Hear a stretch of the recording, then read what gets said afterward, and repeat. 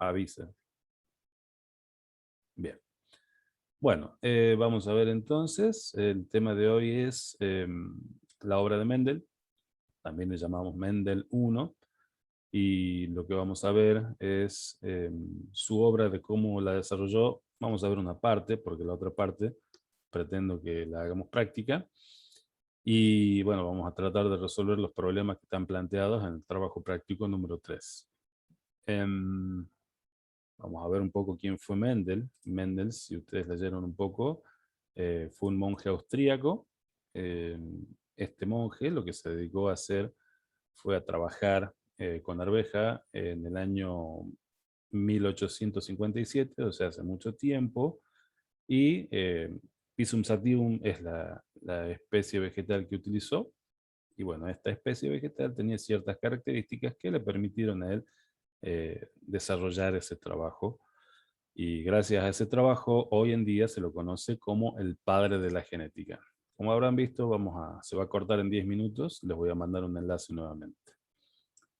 Bueno, alrededor del año 1865, él terminó publicando sus trabajos, pero bueno, no tuvo mayor trascendencia el trabajo que hizo.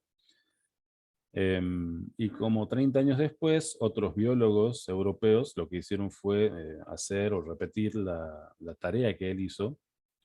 Los nombres son Shermack, Correns y De Vries, y llegaron a las mismas conclusiones que había arribado Mendel un tiempo atrás.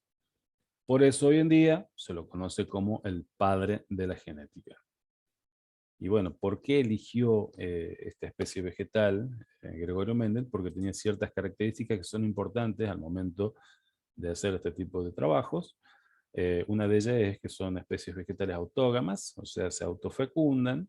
eh, Al tener las flores hermafroditas, recordemos lo que son las flores hermafroditas, que tienen la parte masculina y femenina dentro del mismo cuerpo. Lo que se permite hacer acá es la fecundación artificial. Él en algún momento lo que hizo fue castrar estambres y usar polen de una flor para polinizar otra. El ciclo de vida es corto, eh, eso es importante para tener una descendencia, o sea, hijos, rápido. Y lo importante también es que aparte que en poco tiempo se obtiene la descendencia de los hijos, tiene alta prolificidad, o sea, la descendencia es numerosa. Y la cuestión del bolsillo de cada uno, el bajo costo de mantenimiento.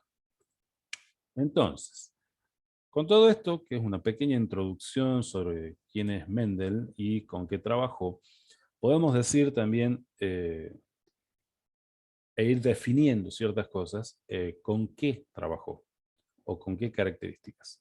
En algún momento cuando estábamos hablando hace un rato, me preguntaron sobre la parte de variabilidad, variación, ¿sí? Entonces acá es lo que vemos la primera parte, digamos, relacionado con lo que estábamos hablando, en donde se analiza primero algo dentro de lo que es un individuo. Lo que analizó Mendel primero fue lo que se denominó luego carácter. ¿Qué es lo que es el carácter? Una característica que tiene un individuo a la cual esa característica se la estudia del individuo, ¿sí? Entonces, Mendel lo que hizo fue analizar eh, una serie de caracteres, que voy a mostrar ahora para que la puedan relacionar con lo que estamos hablando. Pueden ver ahí, estoy mostrando un cuadro. ¿Lo Sí, sí pueden se ver? ve. Bien. Sí. Fíjense, característica de lo que estoy estudiando de un individuo. En el caso de esa característica o carácter, en el caso de Mendel estudió 7 caracteres. Esos 7 caracteres los estudió por algo, no porque se le ocurrió, sino que tenía algo que era importante.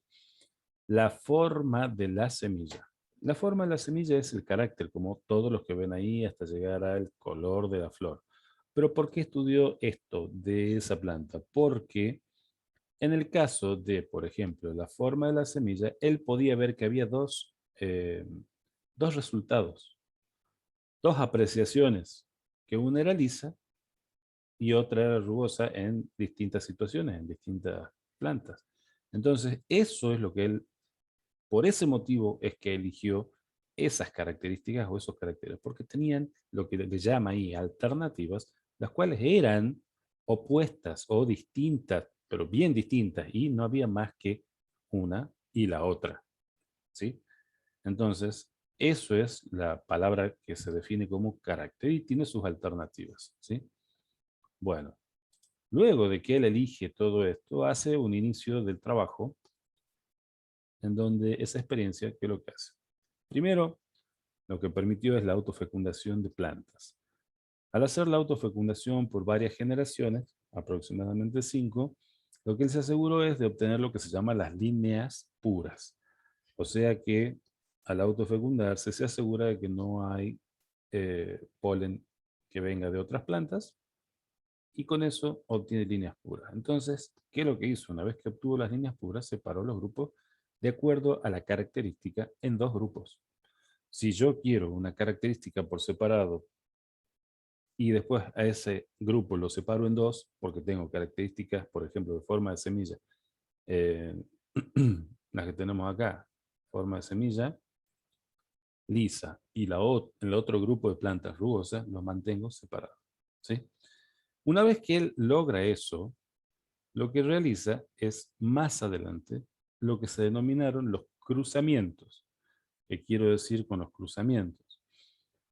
En ese caso, lo hizo de dos formas, de una forma y de la otra. Él tomó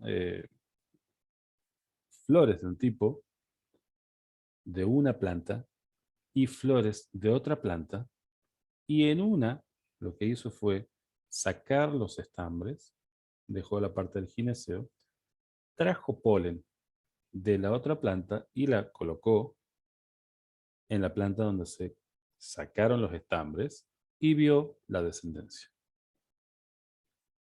Hizo lo que se hace el cruzamiento recíproco. A la otra planta también le sacó los estambres y tomó el polen de esta planta y la colocó en el gineceo.